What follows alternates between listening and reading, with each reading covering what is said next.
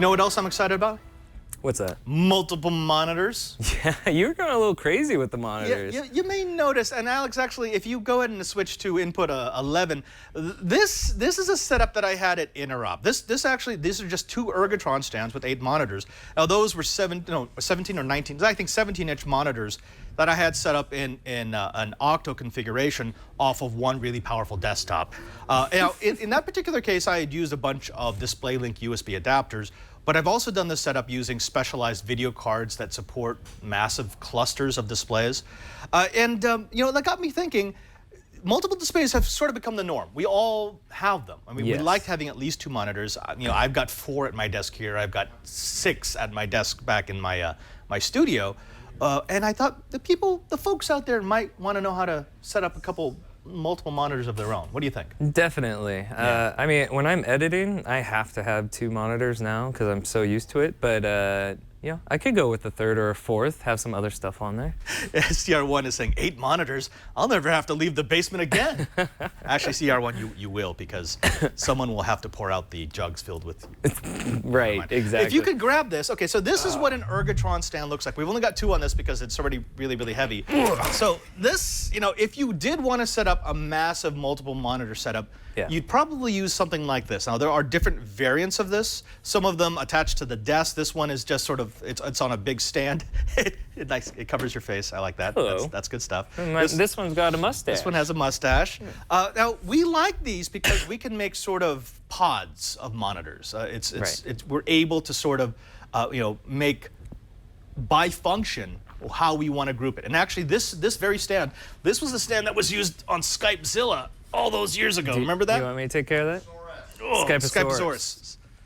Whatever it was called. This thing is kind of heavy. Right? It is. It's a little bit heavy. All right, I'm going to put this on the floor so that you can see us again. So, oh.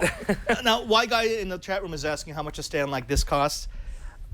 If you buy it used on eBay, you could probably get it for $200. What is it brand new? $300 to $400. Oh, okay. So they are a little bit pricey. But again, consider this: do you really want to trust a cheapo stand with, you know, what, definitely $2,000 worth of monitors? Well, I'm and those are solid. We've when we first did the first no hole down underneath where our feet are right now.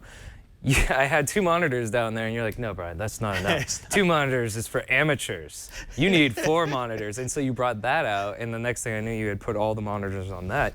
And it held all 4 monitors. It was widescreen monitors really, as well. really sturdy. And I actually have 4 of these at my house. I posted a picture on Twitter, and people were saying, that's not real. I'm like, dude, that's like, if I had more room in my studio, you would do more. That would be set up. That was set up in DC. But, all right. So we wanted to show you what you could do to get a multiple monitor setup. Maybe you're not going to be doing 8 monitors, but maybe you want to do 2 off your laptop. Maybe you want to do 3 off your desktop, or maybe you want to start looking at 4, 5, 6, 8, 12, 16. I don't know what you're going to do. But we want to show you how to do it. Now we've got this little computer right here. I'm going to go and pull the HDMI. You're going to lose input 11, Alex. And so what we want to do is we want to show you some of the ways that you can use the technology that's already built into your devices to expand your monitor real estate. It's going to include the traditional ports on your laptop. It's going to include things like USB and Thunderbolt, and it's going to include things like wireless technology. These are all available to you right now. And if you want to be multiple monitor goodness in your studio, you can do that. If you want to do it on the go, you can do that. That's what this show is going to be all about. Sweet. Sweet. Oh, let's talk about the obvious. I'm going to assume, and maybe I shouldn't do this, but I'm going to assume that all of you know how to enable multiple monitors on your operating system of choice. Well, as operating systems have become more advanced, it's pretty easy now. Oh, yeah. And so, for example, on Windows, Alex, you should be getting 11 back now. It should have reset. If you're using Windows XP and above, multiple monitors is already built in. That's baked into the operating system. Do you see it again? There we go. So, like, for example, if I do this, screen resolution, it's going to show you how many devices I have connected. Right now, I have 2 devices. I have one through the HDMI, and I have the internal monitor on the laptop itself. Right now, it's duplicating. So anything I see on one screen, it's going to be on the other. But if I do extend, you'll see that the icons change from, let me switch that back. It's going to switch from one display with 2 numbers on it. So it tells me that both of those monitors are seeing the same thing, to 2 monitors, each with their own number, and that tells me that I'm going to have two distinct displays.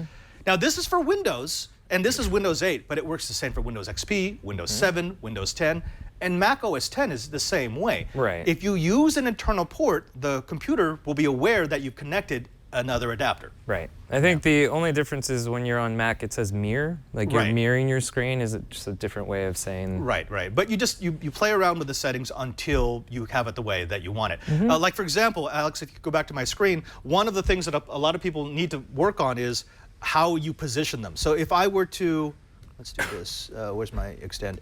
If I were to do this, I now have the option of putting each display where I want it. So you can make the setup inside the virtual setup mirror what you see in the monitor setup, the real setup. Hold on, there we go. So tiny. Save it. See, right now I'm messed up because I've got this monitor on the wrong side, so I'm not really sure which way I want to move the mouse. But I could take this and I can switch it to either side and make the setup in this little box look as close to the setup in the real world as possible. Right. A practical note here. If you're going to be mixing and matching sizes and resolutions of monitors, which you probably will, because most of us aren't buying 3 or 4 monitors of the same type at any given time. I didn't know. I didn't, right. Because the way I did it is I had my old monitor from my old computer, got a new computer, and then I just use them both. Yeah, I didn't want to throw my old monitor away.